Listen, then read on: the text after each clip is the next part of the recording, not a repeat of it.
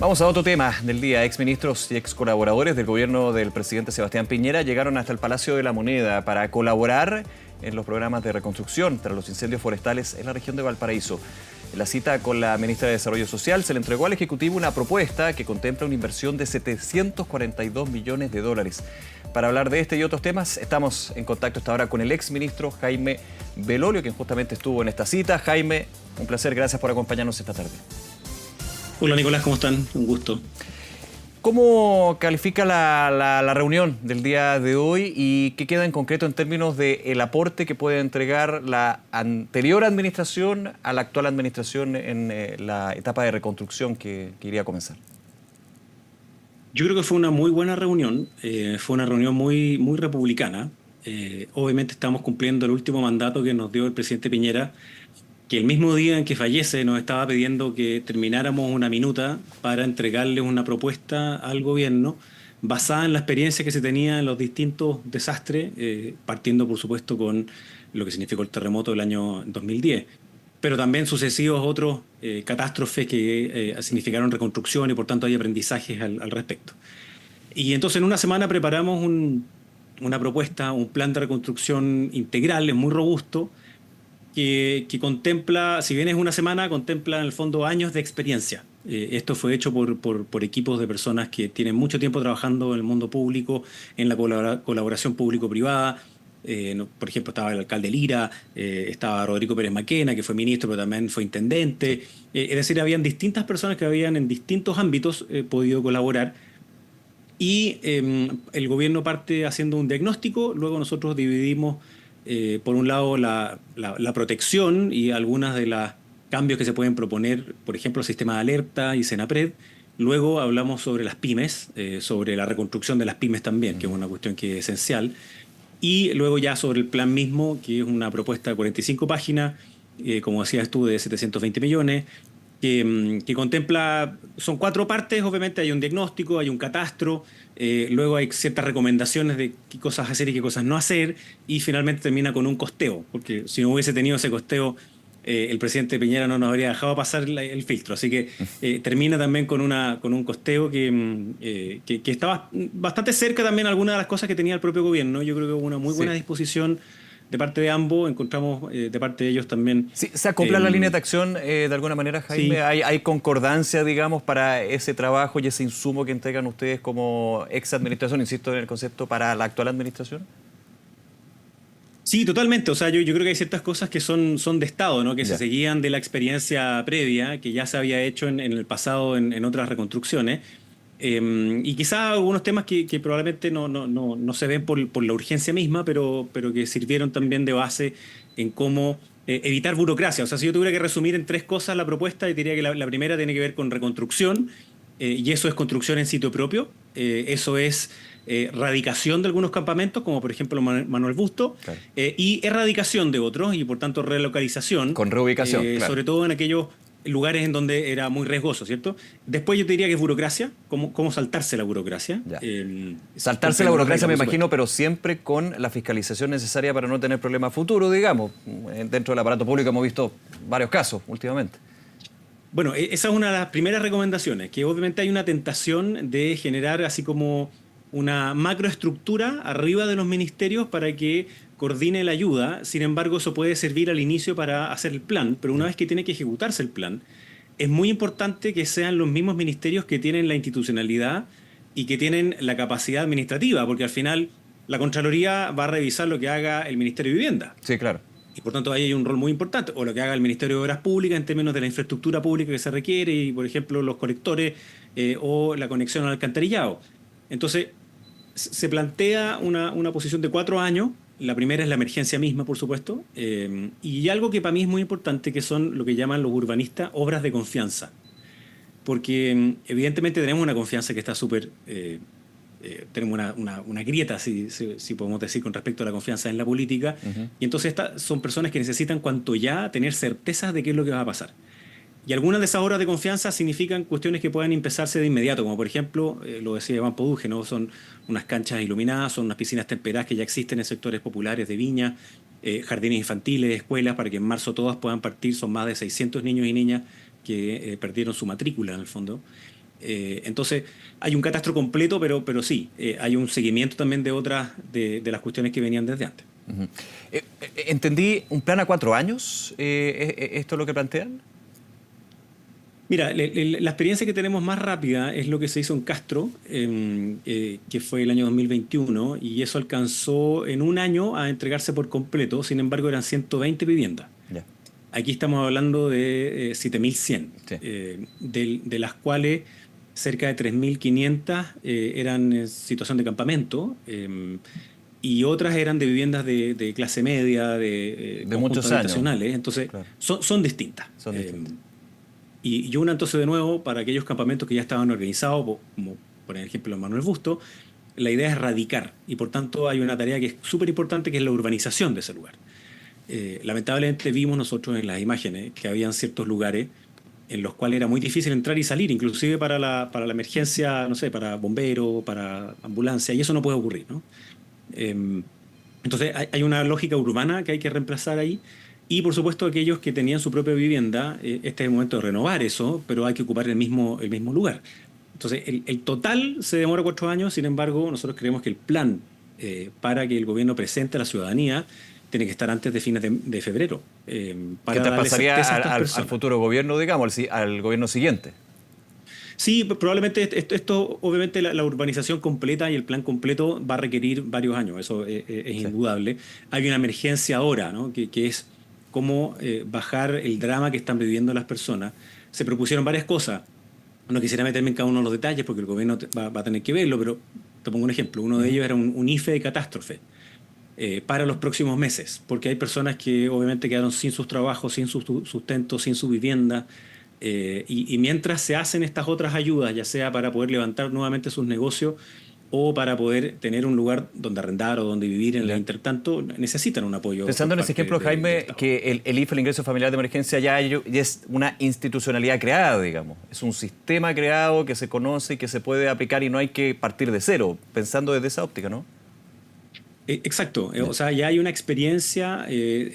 Para entregar el IFE tú requieres, por un lado, el registro social de hogares, y ya tenemos a cerca de 15 millones de personas en el registro social. Para ver una ficha mucho más detallada, hay una ficha básica de emergencia, que es la ficha FIBE, que es algo que también está institucionalizado. Entonces, rápidamente el Estado va y recaba esa información, que es algo que se hizo bastante rápido acá. Entonces, se tiene el catastro de las familias y de las viviendas. Entonces, luego tú puedes hacer Ujú. esta separación que decía yo, ¿no? Porque hay familias que están en campamento hace 10 años, otras familias que están en campamentos irregulares de hace meses, y otras que estaban en sus condominios de vivienda social. Por Ya. tanto, la solución no puede ser la misma, son soluciones distintas. Entonces hay que saber esa Ujú. diferenciación. Pero hay que ofrecer el plan cuanto antes, porque una cosa, Nicolás, que yo creo que es muy importante: cuando no se ofrece un plan, ocurren dos cosas muy lamentables. La primera es que cuando hay ausencia de Estado, hay otros que tratan de llenar ese espacio, y que Claro. suelen ser organizaciones criminales. Y lo segundo es que si no, las personas van a autoconstruirse con materiales precarios. Hay en aquellos lugares donde no queremos que se vuelvan a construir otras viviendas, porque sabemos que tienen un Claro. altísimo riesgo de volver a incendiarse o sufrir otra catástrofe. Sí, Jaime, sobre un punto, en la propuesta se plantea el financiamiento necesario, digamos, para esta propuesta integral, más de 700 millones de dólares. También se plantea de dónde sacar esos recursos, vía reasignaciones, vía 2% constitucional u otra vía de financiamiento. ¿O eso ya más bien, si lo toma, lo tendrá que ver la administración Boric? Sí, por supuesto, eso es algo que tiene que ver la administración. O sea, Ya. nosotros entregamos las propuestas, Esto y cuesta, lo hicimos digamos. claro, lo hicimos con el tono más humilde posible. Esto es como diría, sin enojarse, ¿no? O sea, nosotros Claro. hacemos estas propuestas y el gobierno ve cuáles de ellas toma, cuáles no. Hay un estimado de costo, de planificación, de formas de hacer, por ejemplo, con viviendas que sean prefabricadas en 4 tipos distintos y no 24 tipos como se hizo en otra ocasión, que era muy complejo para el avance más rápido, digamos. Cuando yo te decía saltarse la burocracia, implica que en un estado de catástrofe hay ciertas cosas que son súper importantes que se pueden entregar antes. Por ejemplo, títulos de dominio con... eh, que las personas puedan firmar, digamos, un documento, una declaración jurada, Ya. y así, muchas otras cosas que son importantes, pero se saltan años, eh, pero tiene que ver con la catástrofe. Sí. Entonces, Ujú. estas propuestas, quien tiene que llevarlas adelante es el gobierno. Ellos tienen la pelota en sus manos, ellos son las autoridades, ellos son los responsables de llevarlo adelante. Entonces, por eso nosotros no llegamos a ese nivel ni de modificaciones legales, ni de dónde se saca, pero claramente esto es por una sola vez y por tanto Ya. podría perfectamente hacerse a través de reasignaciones. ¿Se planteó la posibilidad de nuevas reuniones con el equipo de ex colaboradores de la administración Piñera? Bueno, la ministra Toro en eso fue muy respetuosa y siempre abierta a recibir más información. Se había contactado con delegados presidenciales en el pasado y va a seguir también con otras personas más. Y nosotros le ofrecimos completamente nuestra ayuda si es que era necesario clarificar algunos puntos u otros a medida que vayan avanzando. Así que quedó abierta esa disposición, si bien no hay una fecha en particular ni nada, pero sí quedó la disposición de ambas partes de poder seguir en esta colaboración. Sí, voy a seguir con un tema que está íntimamente relacionado, lo mencionabas tú, Jaime Belolio, el último mandato, podríamos decir, que entregó el expresidente Piñera a un grupo de ex colaboradores en la conversación que tuvo con el propio presidente Boric, se supo luego de la trágica muerte del expresidente, también con la ministra de Desarrollo Social y Familia, y entregar todo el apoyo, recordando también que se ha citado a ex ministros o delegados presidenciales o intendentes en su minuto de la administración de Michelle Bachelet también. Y en ese sentido, ¿cómo tomar esto, siguiendo un poco lo que fue la tónica de la semana pasada, dentro de lo terrible que fue la muerte del expresidente, y cómo también cala muchísimo más hondo en ustedes como ex colaboradores, para qué decir la familia y los adherentes del presidente? Esto en términos de ir a la moneda con un gobierno que en su minuto, cuando fue oposición, fue una oposición muy dura, y eso se ha conversado largamente, lo comentamos también en su minuto. Este punto en particular, en términos de llamar a entregar insumos, a hacer el apoyo y de alguna manera ir en la misma línea para enfrentar una emergencia. Bueno, yo creo que el presidente Piñera fue un hombre de Estado y eso quiere decir que hay ciertas políticas que, independiente de quién estén al mando, uno tiene que poder colaborar con su experiencia y va en esa lógica. El presidente Boric además hace ese llamado, no solo en el funeral, ¿no? sino que también antes, cuando había hablado con el presidente Piñera, de aceptar inmediatamente esa experiencia. Y por eso fue que el día antes de su fallecimiento, la ministra Toro había hablado con el presidente Piñera. Sí. Y habían quedado en hacer esto, que era lo que cumplimos el día de hoy. Y yo creo que hay ciertas cosas que pasan en los países, que obviamente son emergencias como esta, que requieren de una unidad de propósito política. Que no puede ser que la disputa política llegue a tal punto que quienes pierdan sean miles de familias que perdieron a sus familiares. ¿Pero puede borrar la disputa? No, yo creo que no. Porque es difícil, me sí imagino, ayuda. en la oposición es bien difícil hacer la separación para un lado y otro, ¿va? Y es un poco también lo que ha sido la discusión días posteriores a lo que fueron los funerales de Estado también. Sí, pero yo creo que la política necesita de colaboración. Es decir, cuando la política solo piensa en el corto plazo, es solo confrontación, porque el que gana la pelea de ese momento gana todo. Pero cuando hay una visión futura en donde convivimos juntos, existe la colaboración. Y en este caso eso es así. Como sabemos, hay materias que se extienden más allá de los mandatos. Acá hay un problema que es transversal, es para todo, digamos. Son varios municipios, son miles de familias, son muchas personas, es una cuestión muy dramática, por tanto yo creo que nadie puede restarse de colaborar. Y obvio, siempre van a haber algunos que van a querer hacer como la política chica, pero yo creo que lo que tratamos de hacer hoy día, al menos, y hemos visto en esta materia en particular, es de la política con mayúscula, la que se preocupa de la ciudadanía, la que se preocupa de la ciudad. Claro.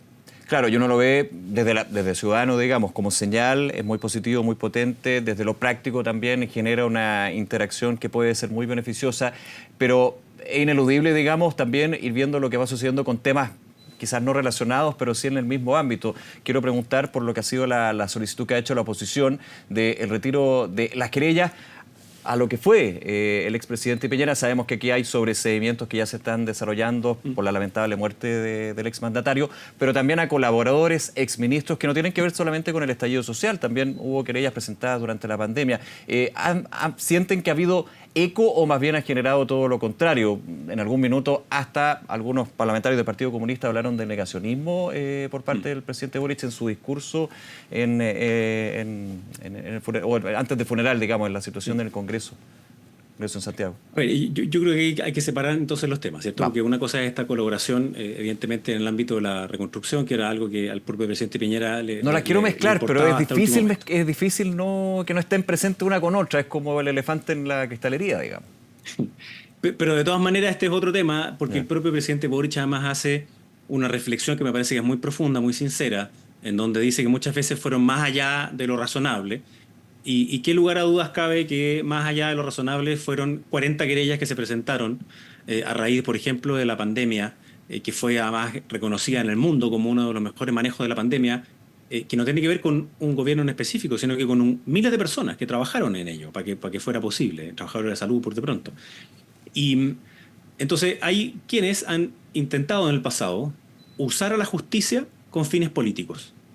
Y obviamente el Partido Comunista, que ahora está súper enojado con el gobierno, y tildan de negacionismo, lo cual es un absurdo de principio a fin. Es decir, cuando se le trata al presidente Boric de negacionista por decir lo que dijo, significa que no existe el negacionismo, porque si todo es negacionismo, no existe entonces. Pero yo quisiera que la política del odio y la división que ha sido promovida tan permanentemente por ellos, la dejáramos de lado.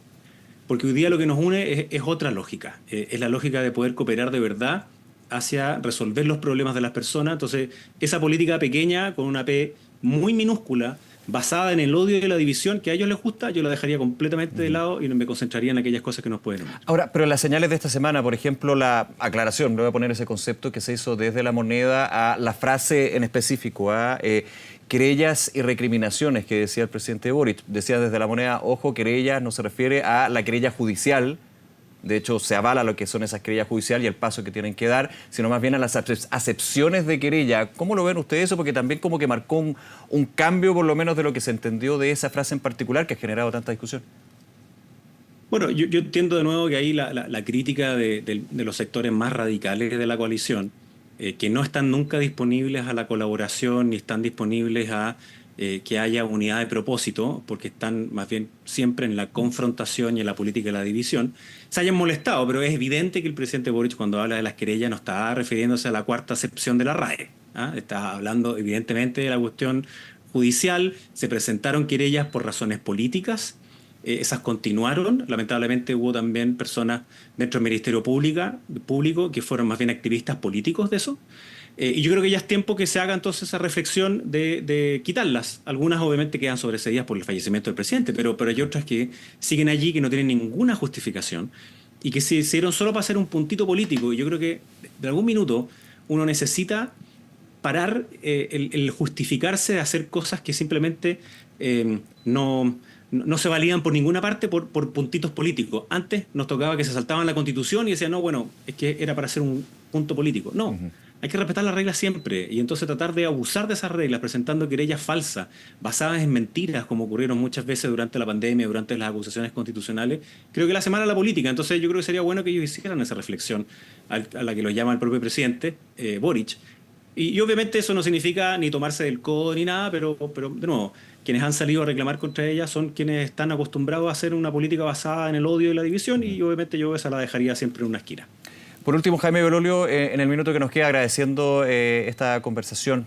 Se ha hablado mucho en los últimos días, luego de la muerte del expresidente Piñera, de el vacío o el lugar que deja, digamos, en la centro-derecha o ampliado, digamos, pensando en los desafíos de la derecha en los procesos eleccionarios y otros.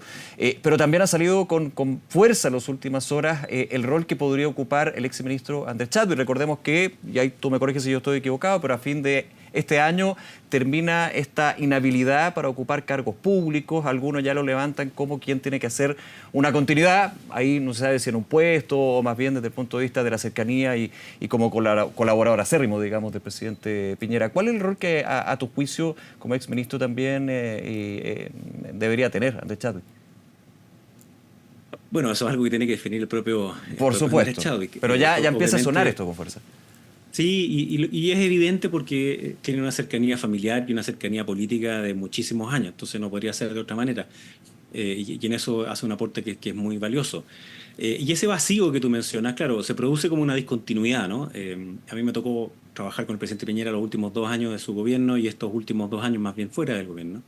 Y había una cantidad de información que se traspasaba a los parlamentarios, se traspasaba a los partidos de Chile Vamos y al sector en general, con el fin de contribuir a la buena discusión de política pública. A veces, obviamente, cuando habían acusaciones falsas, también tener la data para poder ser capaces de retrucarlo con base a la evidencia. Entonces sí, yo creo que es muy difícil que haya una persona que sea capaz de tener todas las virtudes que tenía el presidente Piñera, que era capaz de juntar a muchos mundos distintos y era muy realizador en muchas cosas. Yo creo que va a ser más bien un equipo de personas en distintos ámbitos. O sea, pueden ser parlamentarios, pueden ser alcaldesas, alcaldes, personas del mundo académico.